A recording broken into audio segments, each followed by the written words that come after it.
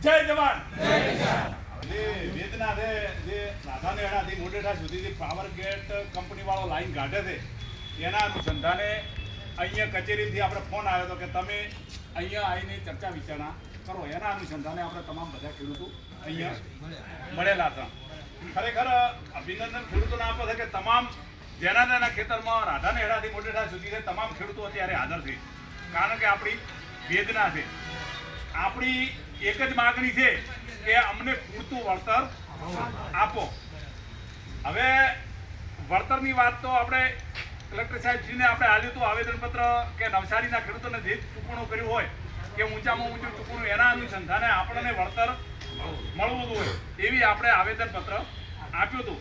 અત્યારે આપણી માગણી છે એ હું થોડુંક જે 765 કેવી લાઈન નીકળે છે ધોબલા, એમાં 30/10/2025ના નવસારી જિલ્લાના જે વાણિજ્ય હેતુથી ખેડૂતોને 400 ગણું ચૂકવણું કરેલું હોય એના અનુસંધાને આપણને ચૂકવણું કરે। પાછો 1/3/2024ના ગુજરાત સરકાર ગાઈડલાઈન મુજબ 200 ગણું વધારે ઉપરાંત રાજસ્થાન સરકારે આવો કંઈક જાહેરાત કરી છે ભાઈ, પરિપત્ર 1/3/2024નો પાડ્યો છે। એના અનુસંધાને આપણા ગુજરાતની અંદર પણ આ આયોજન કરે તો ખેડૂતો આ તો હજારો લાઈનો નીકળવાની છે। આપણી જમીન આપણા પાસે રહે એવું દેખાતું નથી। બીજી તે કે જે વાયર નીકળે છે એમાં 25%ની વાત કરે છે કે સરકાર તમને 25% વળતર આપશે।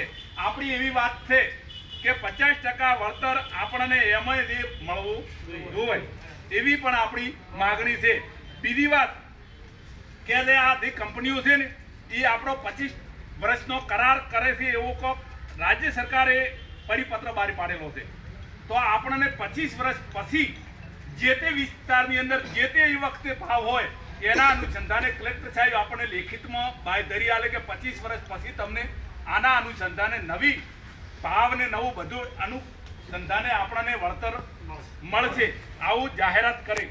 આવી આપણી બધી માગણીઓ છે એના અનુસંધાને અત્યારે આપણે કલેક્ટર સાહેબશ્રીને રજૂઆત કરવાની છે। આરી માગણીઓ છે ખુલ્લી વાત છે, આના અનુસંધાને કલેક્ટર સાહેબશ્રીને મળવું છે।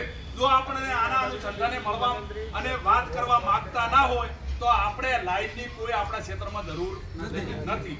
આવી આપણી માગણી છે। સતત કદાચ સરકાર આપણને પોલીસને આગળ કરી અને નોખવું હોય તો આ સરકારને ભોગવવું પડશે, કારણ કે આપણી જમીન છે, આપણો હક છે, હક અને અધિકાર માંગવાનો। એના અનુસંધાને કલેક્ટર સાહેબશ્રીને આપણે મળવાનું છે। કયા અધિકારી મળે છે એ આપણે 2 જણા જઈ અને ચર્ચા વિચારણા કરી અને પછી તમામ આખા બધા ખેડૂતોને બોલાવે, બરોબર ને ભાઈ?